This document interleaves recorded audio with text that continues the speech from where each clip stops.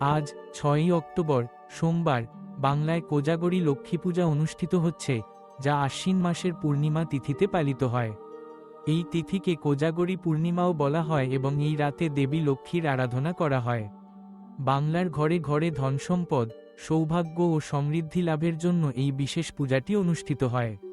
বাংলায় শারদীয়া দুর্গোৎসবের পর আশ্বিন মাসের শুক্লপক্ষের শেষে পূর্ণিমা তিথিতে কোজাগরী লক্ষ্মী পূজার আরাধনা করা হয়। বাঙালি হিন্দুর ঘরে ঘরে এক চিরন্তন প্রার্থনা। প্রায় প্রতি ঘরেই দেবী লক্ষ্মীর পূজা হয়ে থাকে। লক্ষ্মী হলেন ধন সম্পত্তির দেবী।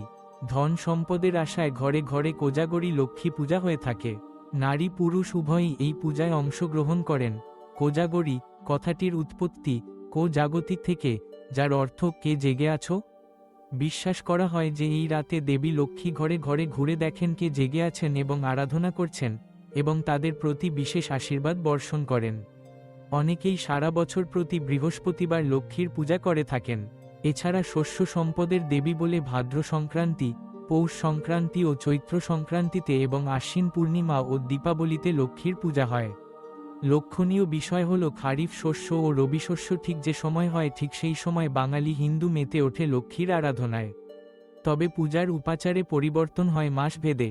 নমামি সর্বভূতানাং বরদাসী হরিপ্রিয়ে, যা গতিস্তৎপ্রপন্নানাং সামে ভুয়াত তদর্চনাৎ। বর্তমানে গৃহস্থের সুবিধের জন্যই হোক বা পুরোহিতের স্বল্পতার জন্য লক্ষ্মী পূজা 12 মাসি পূজা বাদে হয় সকাল থেকেই। কিন্তু কোজাগরী লক্ষ্মী পূজার প্রকৃষ্ট সময় প্রদোষকাল, অর্থাৎ সূর্যাস্ত থেকে 2 ঘণ্টা পর্যন্ত যে সময়।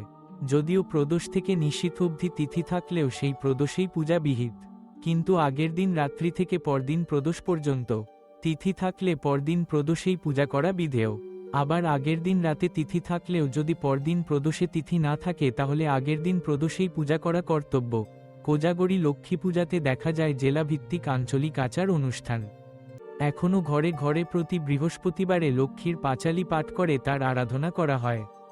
উপচারে ফল মিষ্টি ছাড়াও থাকে মোয়া, নাড়ু ইত্যাদি। লক্ষ্মীর আচার অনুষ্ঠানেও দেখা যায় নানা ধরনের তাৎপর্য।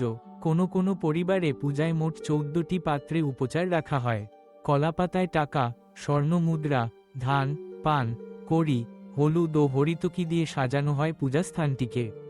পূজার উপকরণ এবং আচার অনুষ্ঠান দেখে অনুমান করা যায় এর নেপথ্যে থাকা কৃষি সমাজের প্রভাব। কিছু কিছু জায়গায় লক্ষ্মী পূজা উপলক্ষে মেলা বসে। কোথাও বা নৌকাবাইচও অনুষ্ঠিত হয়। মাটি দিয়ে তৈরি ছাঁচে বা কাঠামো তৈরি করে তাতে দেবী মূর্তি স্থাপন করে পূজা করা হয়। ধান হলো লক্ষ্মীর প্রতীক। চাল, অন্ন, খাদ্যশস্য হলো লক্ষ্মীর প্রতীক। তাই যারা খাদ্য অপচয় করেন তাদের ওপর দেবী লক্ষ্মী কখনোই তুষ্ট হন না।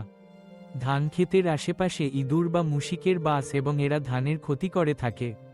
পেচক বা পেঁচার আহার হলো এই ইঁদুর। গোলাঘরকে লক্ষ্মীর প্রতীক বলা হয়।